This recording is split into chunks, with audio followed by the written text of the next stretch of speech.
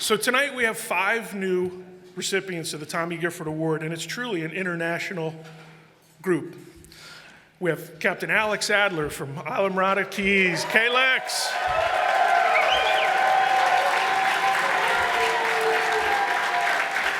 Captain Beady Eyes on the case.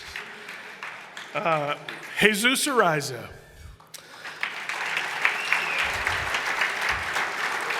Our friends from the Caymans, Atlee Evans.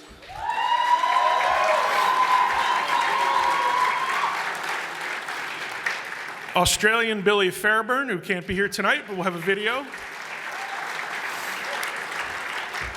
And got to represent New Zealand, the Kiwi, John Going.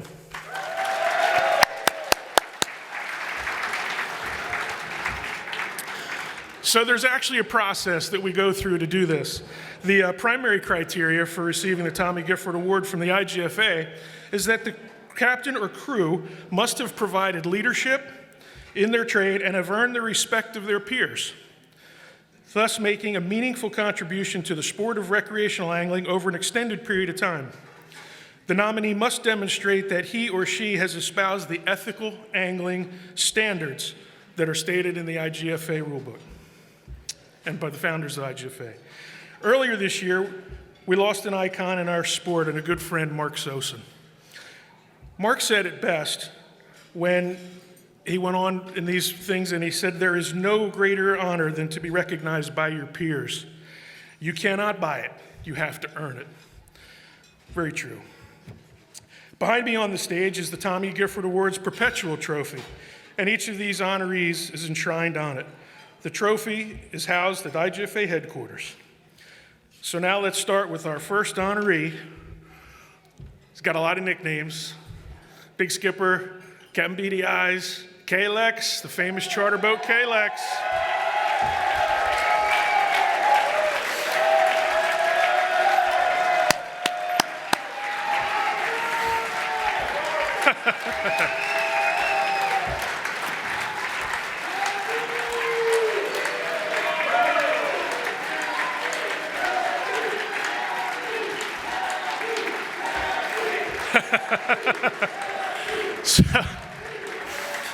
So, Cappy, we go back pretty far ways. We used to go tuna fishing in Bimini, and this boat would pull in from the Keys with a crazy bunch of characters on it. And of course, K-Lex was leading the charge with Cue Ball, Old Quincy, and Johnny would come in, and man, I guess Bobby Jones is here. There's just a whole bunch of us just had such a great time in those days chasing those giant bluefin tunas. But to get started tonight, I'm going to call up a guy who needs no introduction. He's a great friend. He's been a role model and a leader in our sport. He's done so much for conservation and been a great friend to me, Mr. John L. Morris.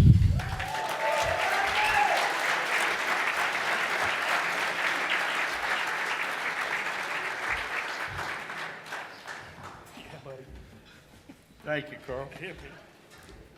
Anybody here like to fish? Well, I was kind of counting on that. I kind of figured that. What a happy night. And I just, it's an honor to get to be here. So most of you know, or some of you maybe know, that I live as far from the ocean as you can get in Springfield, Missouri. And so you dream about big fish. If you live at home and you catch a smallmouth bass or perch or maybe a largemouth, that's something great. But anyway, I think all of us in this room, or many of us, are very blessed to share one thing in common, and that's we've been blessed to spend a good part of our lives around the great sport of fishing. And I don't care where you fish, what kind, it makes you happy. Fishing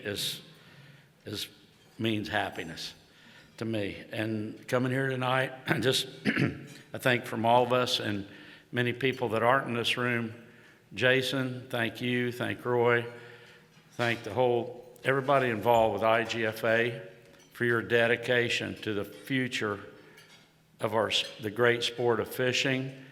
Jason, you and your team dedicating your life, your talent to conservation and to looking out for our future. And collectively, as a team, all of us, you rally us to maybe be a powerful voice, to do what's right, to create opportunities that go on into the future. So, Jason, thank you and the team, really, very much. It's awesome. Carl and the whole team that was mentioned earlier, Carl, you, Skip, everybody, so qualified to nominate and vote on or select people that need to be recognized and saluted and held up and remembered forever. And so everybody that receives this special Tommy Gifford Award, congratulations to you and your families. And I was at the Bass Fishing Hall of Fame dinner not too long ago, just a couple of weeks ago, and Bill Dance made some remarks to the people being inducted, and he just told them and their families, said, this is forever, because you earned this, and you're carrying on this badge of honor, like being the key representatives of a great sport of fishing. I was coming here today, and I just wanted to ask everybody to stop and think just for a minute around this room about your happiest memories fishing. You're happy. Who were you with? What did you catch? What did you lose? But happiest memories in your life from fishing. And they're special. That's what's special about fishing. It's maybe big fish, maybe not a big fish, but the memories that come. And then I just wanted to ask everybody to think too about who introduced you. You remember, to me, it was my mom and dad. I grew up in the float fishing capital of the world in the Ozarks. We'd catch perch and smallmouth. But my mom and dad took me and my sisters fishing, and there was nothing like it. And I just want everybody to think about who introduced you. Was your grandpa, your grandma, your mom, your dad, your uncle?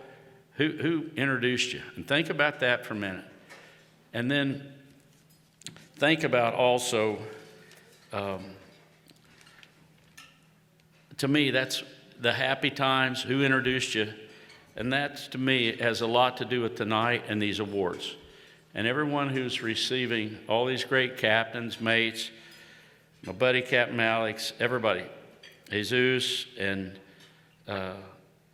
Captain Adler, Captain Billy, Captain John, everybody, you think about the happiness and the memories you brought with your life. I mean, you can wake up and spend your day in a dadgum office. And Captain Alex always rubs it into me. We're fishing like, Johnny, welcome to my office here. And it's special. And so what all of you that are getting these recognitions, what you mean, more than you know, to create happiness. What a paycheck in life to know that you created these memories that people never, ever forget for their whole life and hopefully for eternity. I mean, I just think back, what do you want to, you don't want to remember bad days, you want to remember happy days. To me, that's what fishing is all about, and just celebrating this. Tonight, I come here, one of my favorite quotes about fishing, I think it was a IGFA member, a guy named Kip Farrington, an angler.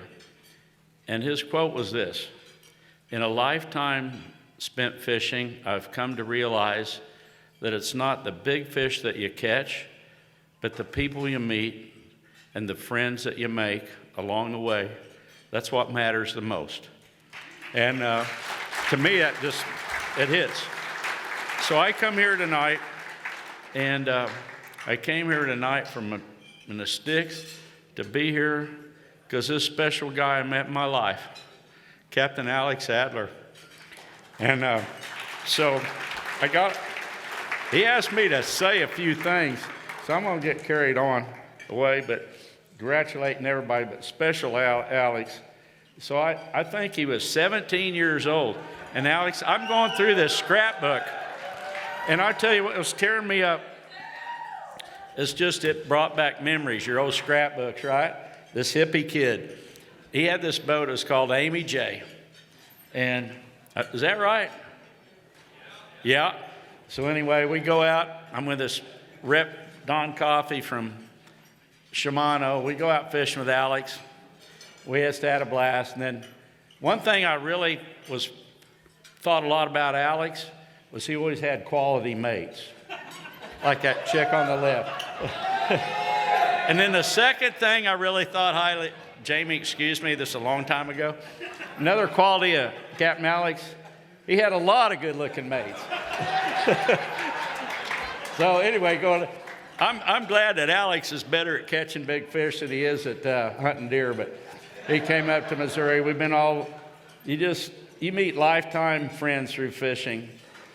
So another thing, that guy on the left was my buddy Osco, and he helped me start Bass Pro. He's an Igfa merchant, and we were early customers with Alex.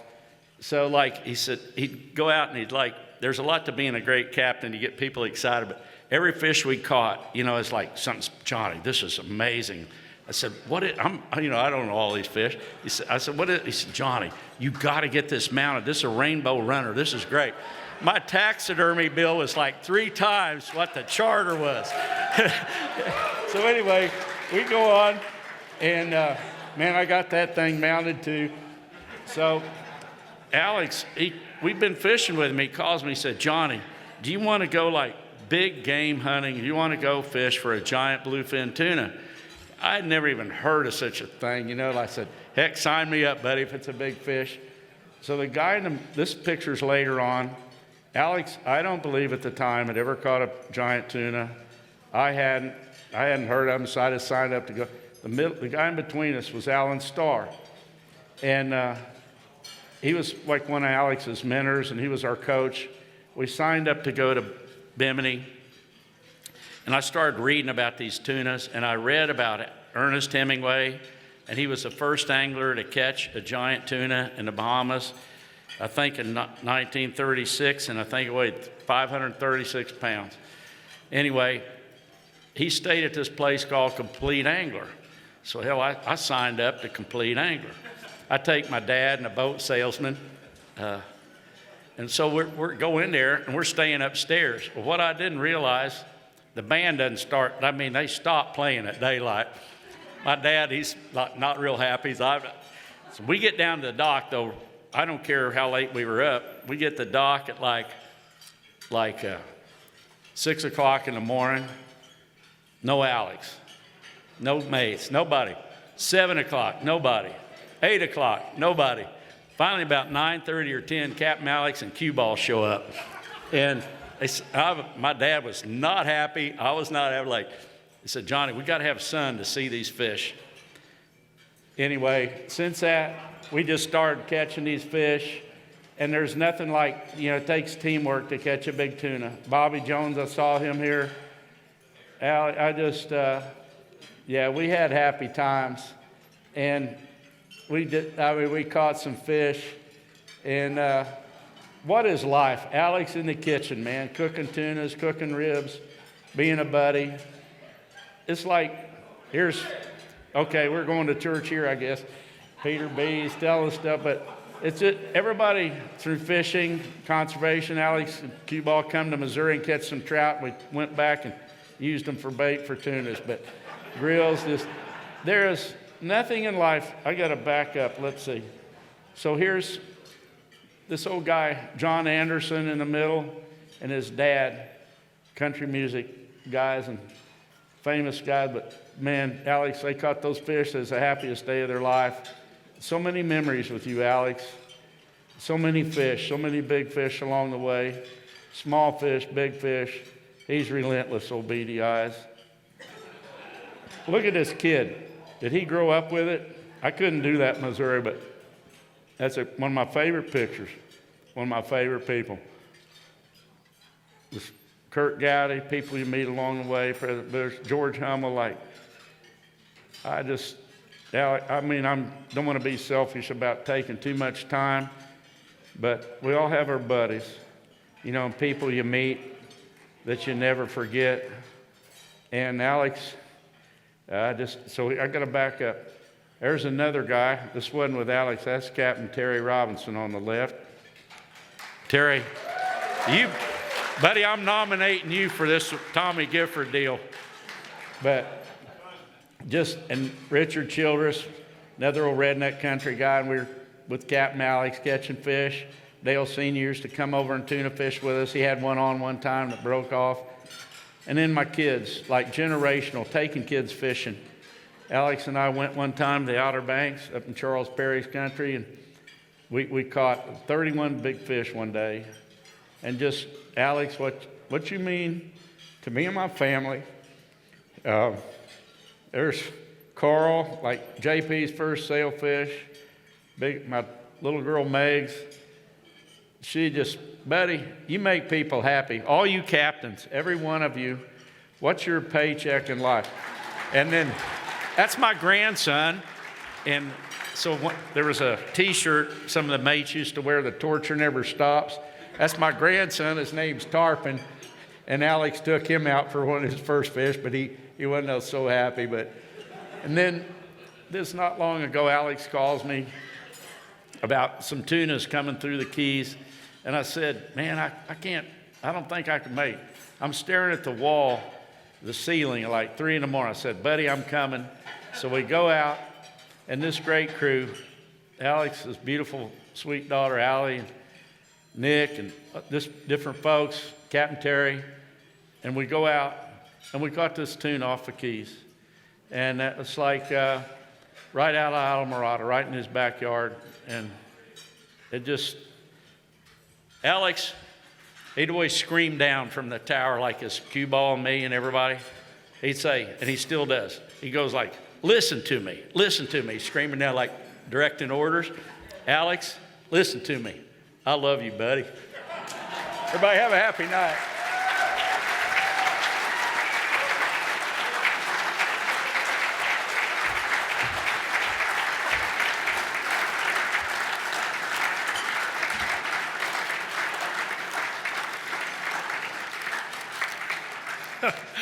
Oh man, those pictures, a lot of memories. So we have another great speaker tonight, another Islamorada icon for sure. Most of you folks will know this guy, Richard Stanzik. Will come up here and say a little bit about Captain Beady Eyes. Well, as was mentioned, my name is Richard Stanzik from Bud Mary's Marina, probably better known as Nick Stanzik's father nowadays.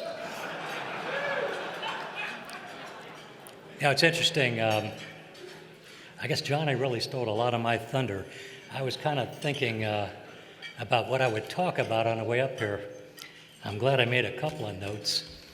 It's funny, I got a call from a young lady, and she said, you're invited up there, a guest of Alex, to speak at this dinner. And then she said, is there anything you need to know? And I couldn't really think of anything, so I said, well, where is it? And she said, the only two things she said to me is don't take up too much time and wear a button-down shirt. Well, this is a $50 T-shirt, just so you know that, because I don't really own a button-down shirt, I don't think. Oh, brother, I'm going to put my glasses on here. It's funny, there was a picture that flashed up there on the screen, and it really touched me. I met Alex, I think he was about 11 years old. And what I remember about him, he had this full head of red, bushy hair, probably enough, more freckles than Howdy Doody. Many of you guys will remember that. And he always smelled like a fish. And I know, you guys know how many tournaments Alex has won and how many great fish he's won, and traveled all over the world, but maybe the side of him you may not know, as in my mind, Alex is the definitive charter boat fisherman. A lot of great captains have come through Bud Mary's, Jimmy Albright, Don Gargiulio, Cecil Keith, Skippy Nielsen, even my brother Scott. But I'm going to put Alex right at the top of the list because I've been watching Alex go out of there for 44 years. I think he's made 15,000 trips down that channel. I have never seen a day where he did not greet the people with incredible enthusiasm. I rarely see a day where the customers don't walk up and hug him. You know, like Buddy taking care of that boat, Alex takes care of the Kalex. You know, Kalex is 50 years old, I think, or 45 years old. It's an old boat, but I guarantee you, if you go look at it, it looks brand new. Alex has that kind of discipline and passion and love of fishing. And I think maybe one of the more important things is the number of people that have come across, Alex's path, many of which, have gone on to be professional fishermen, and the example, that he sets. Good evening, everyone. Thank you all for being here. My name is Adler, and as you know, I am speaking tonight on behalf of my father, Captain Alex Adler.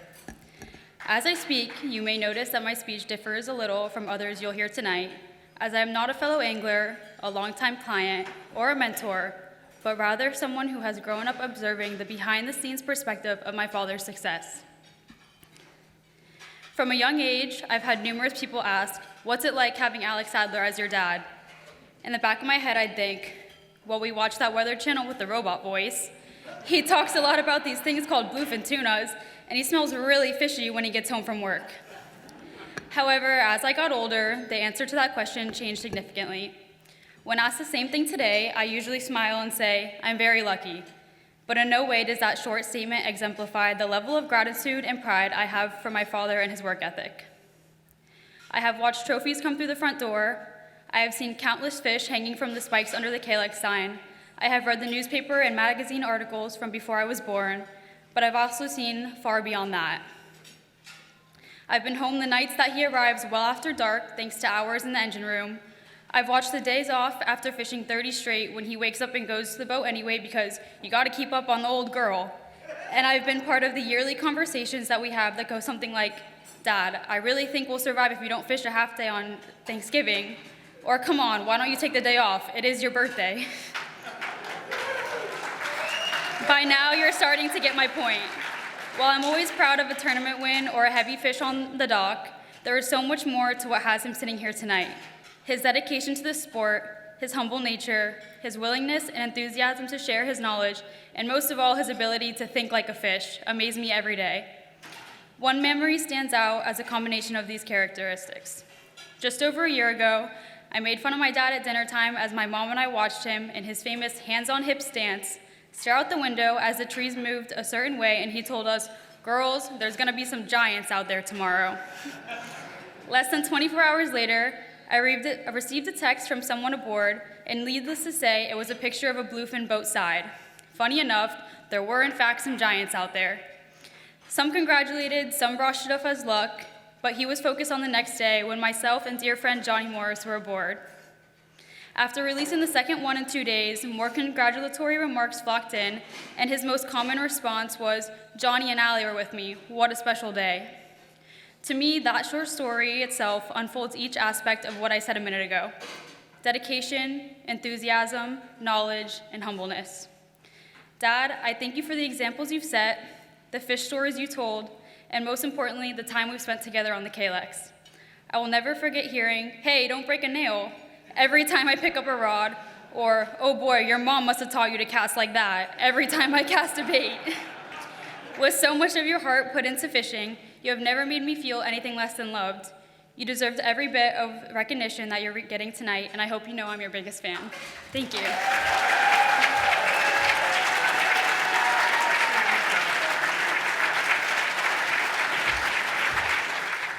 Come on up, Captain Alex.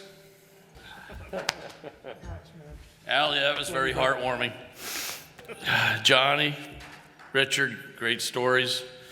All the crewmen I've had for all these years that got me here. It's not just me doing it. Appreciate everybody coming out, coming from around the world. Thanks so much for the honor.